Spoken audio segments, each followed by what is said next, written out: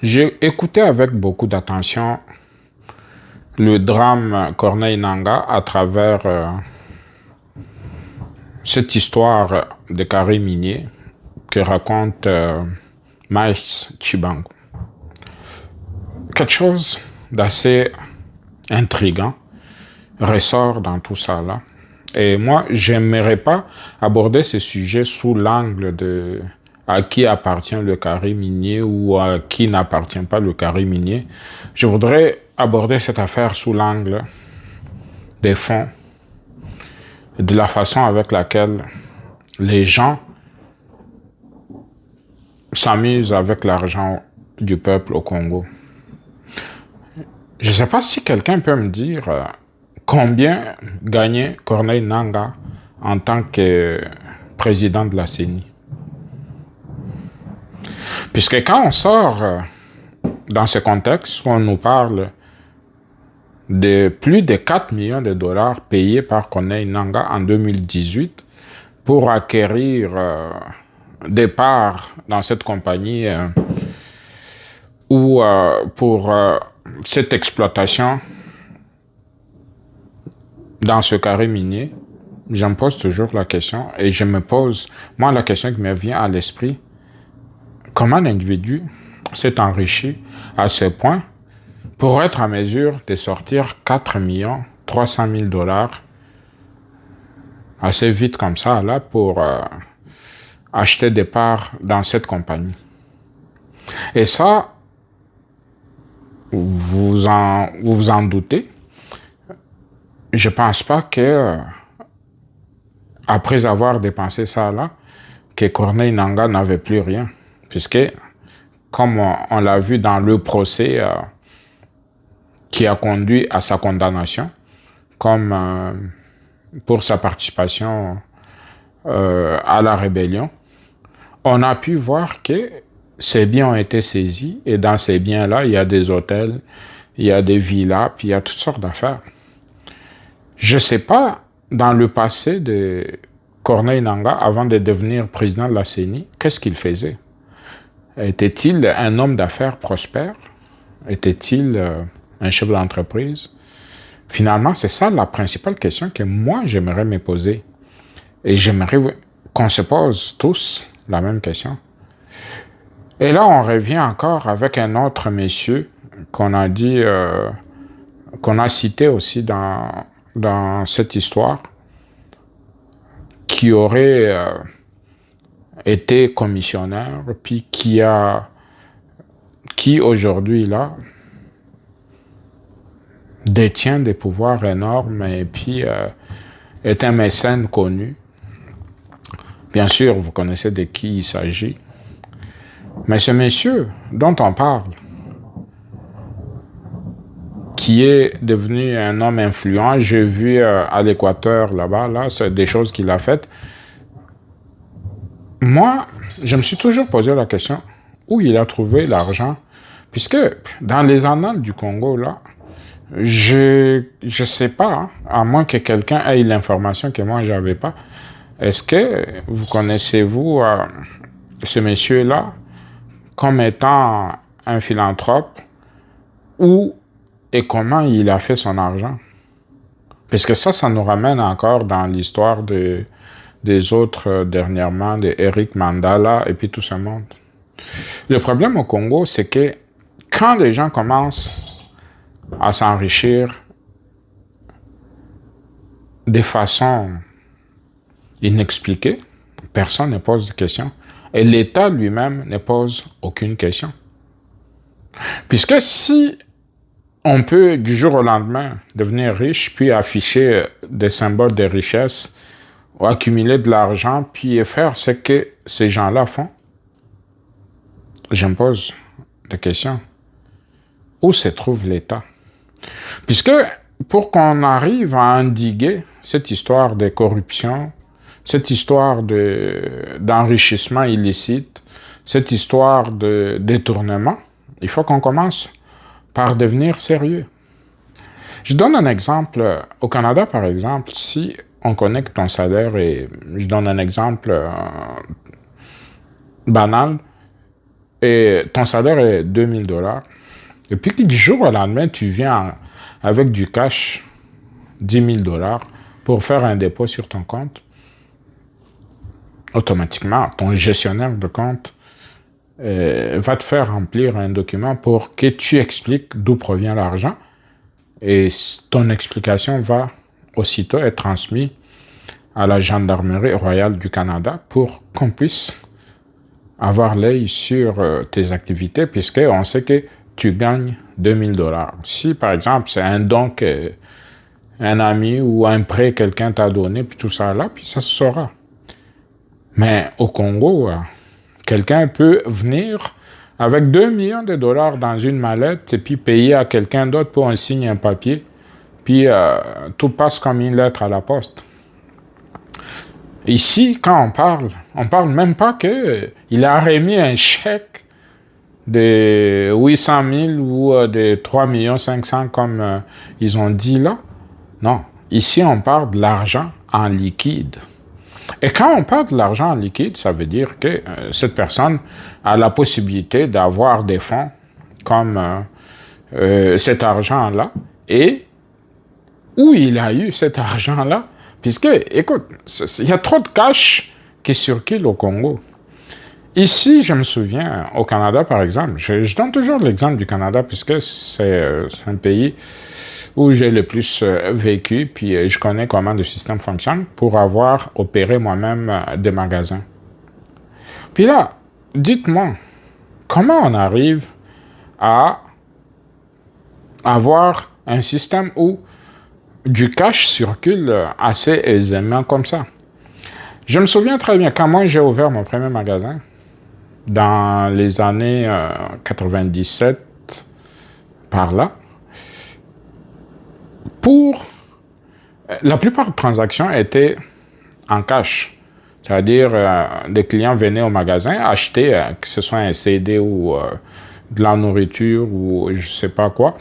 Ils payaient en cash et seulement 15% étaient payés soit avec une carte de crédit ou avec une carte de débit.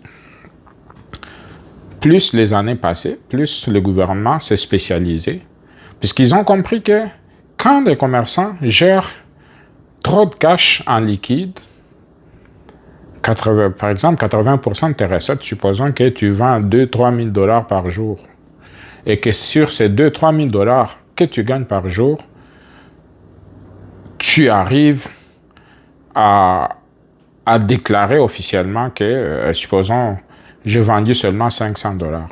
Et qu'est-ce que ça va donner? Ça va donner que la personne, le gouvernement, passe à côté de beaucoup de revenus que les magasins faisaient, puis sans être déclarés. Et là, à la fin, ça donnait que le gouvernement s'est arrangé pour qu'il y ait plus de transactions par carte. Et au jour d'aujourd'hui, on se retrouve avec la plupart des transactions que les gens font. On est rendu pratiquement à 90% qui sont des paiements faits de façon électronique, donc avec soit une carte de débit, soit une carte de crédit. Et tout ça là fait quoi? Comme conséquence, ça augmente les revenus de l'État puisque l'État retrace toutes les transactions. Si tu ne les déclares pas, ils n'ont qu'à accéder à tes comptes pour voir que tu as vendu. Si tu déclares par exemple mensuellement que j'ai vendu 50 000 $, eux, ils peuvent accéder aux transactions directement à partir de ta banque pour voir que non, tu as vendu 200 000 $ ce mois. Donc, c'est plus facile pour l'État de retracer toutes les transactions qui se font sur ton compte. Mais quand on arrive au Congo dans un système où toutes les transactions se font presque exclusivement en cash, même pas en chèque.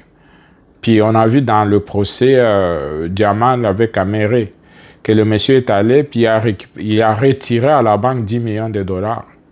Ce qui ne se ferait pas au Canada.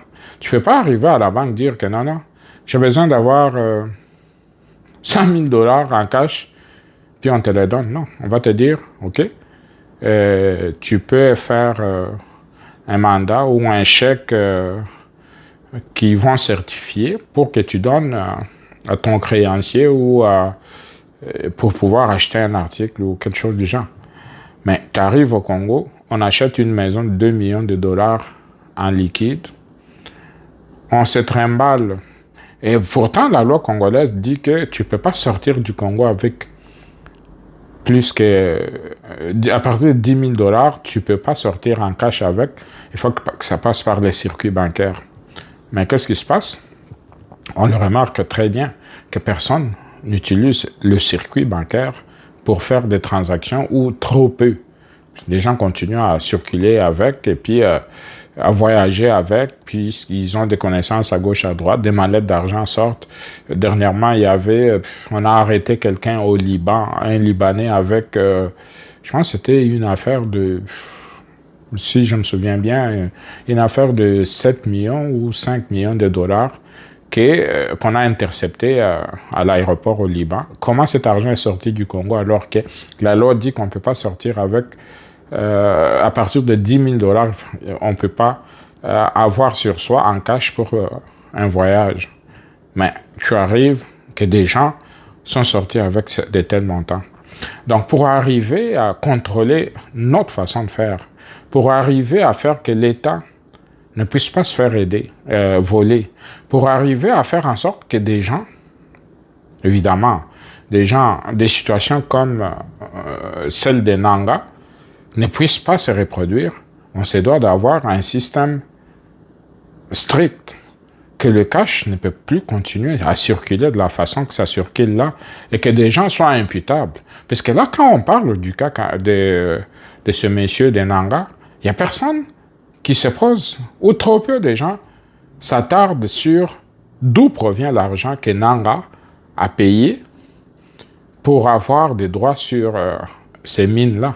D'où provient cet argent-là?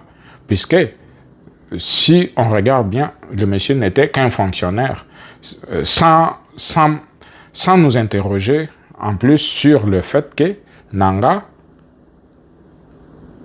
dans ce qui est dit, ce que Maïs Chibangu a lu, un fonctionnaire ou un représentant de la CENI ne peut pas exercer des activités commerciales. C'est ce que dit le statut de la CENI. Mais M. Nanga a pu d'abord disposer de cette somme de 4 300 000 pour pouvoir acheter sa participation dans cette mine, d'une part, et d'autre part, on ne peut pas savoir comment il a eu cet argent. Et il ne nous a jamais dit d'où provenaient les fonds qui lui ont permis d'acheter la mine qu'il réclame tant depuis qu'il est devenu rebelle. Tout ça là nous démontre clairement que ce soit nos ministres, que ce soit des citoyens en tant que tels, beaucoup d'argent en dollars circule au Congo dans un circuit parallèle qu'on ne peut pas expliquer, et c'est ce qui amplifie le fait que la corruption et le détournement est monnaie courante. Supposons par exemple que si le système était strict et puis que l'argent ne pouvait pas circuler de cette façon-là, on aurait pu intercepter beaucoup de transactions mafieuses, puisque c'est bien beau de se faire corrompre, mais qu'est-ce que tu vas faire avec l'argent liquide que tu auras perçu, puisque si on exige que tout le monde, si tu veux acheter une parcelle, il faut que la transaction se fasse à la banque pour que l'État puisse percevoir son pourcentage. Et si toute transaction qui doit se faire, disons par exemple, toute transaction de 5 000 dollars et plus, doit se faire par le circuit bancaire. Et à partir de ce moment-là, toutes les banques doivent signaler toute transaction suspecte ou tout dépôt qui dépasse les limites habituelles de la personne. Donc, ça pourrait nous permettre, dans un premier temps, de constituer un premier pas pour endiguer cette histoire de corruption et de détournement. Parce que le détournement, c'est ce qui gangrène notre société et c'est ce qui nous amène à n'en plus finir avec le vol, le détournement Et quand tu peux voler, détourner l'argent de l'État et t'en sortir facilement, puisque tu peux acheter des parcelles sans que personne te pose des questions, c'est ça qui fait que ça continue. Mais si on durcit de ce côté, si tu viens acheter une parcelle, prouve-nous la provenance et toutes les transactions doivent être faites devant, par exemple, les autorités de cadastre qui doivent donner l'autorisation, même si c'est ta parcelle, pour s'assurer que l'acheteur amène de l'argent qui n'est pas sale. À ce moment-là, je pense qu'on pourrait régler beaucoup de choses et ça va être les débuts des solutions pour endiguer cette histoire de corruption et de détournement. Bonne soirée chez vous.